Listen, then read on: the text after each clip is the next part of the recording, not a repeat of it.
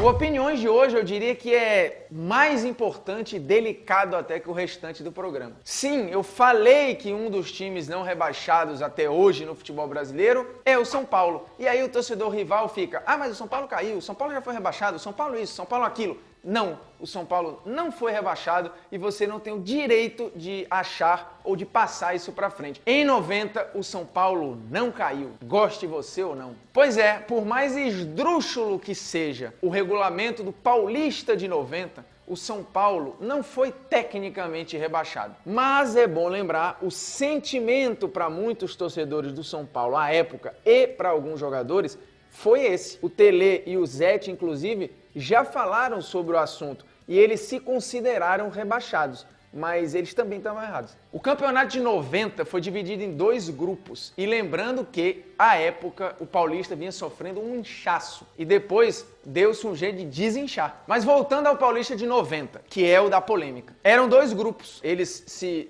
disputavam entre eles e com os times do outro grupo. Eram 2 fases aí, ok? Acabando a confusão, 12 clubes iam se classificar. De 24, metade passariam para a 4ª fase. Mas peraí, como assim 4ª fase se a gente estava na 1ª e 2ª fases?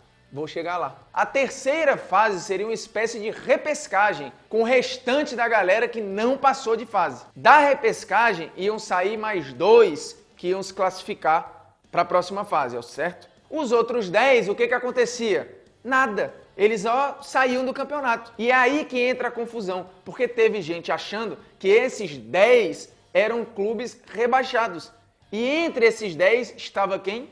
O São Paulo, que não foi competente para passar nem na repescagem. E aí vamos ao que está escrito no regulamento de 90/91. Sim, porque o regulamento de um ano já falava do ano seguinte. Era bizarro, mas era assim. Parágrafo 1º do artigo 5. Para o campeonato da 1ª divisão do futebol profissional de 91, o grupo 1 será constituído pelas 14 associações classificadas para disputar a 4ª fase do Paulista de 90. E aí o grupo 2 vai ser constituído pelas 10 associações restantes que não se classificaram para a 4ª fase do campeonato de 90, mais as 4 advindas da divisão especial de 90. E o que era a divisão especial de 90? A 2ª divisão. Portanto, o campeonato de 91 teria 2 grupos, isso já estava previsto em regulamento. O grupo chique, da galera que tinha disputado o título de 90, e a turma que não conseguiu vaga na fase final, mais o pessoal que subiu.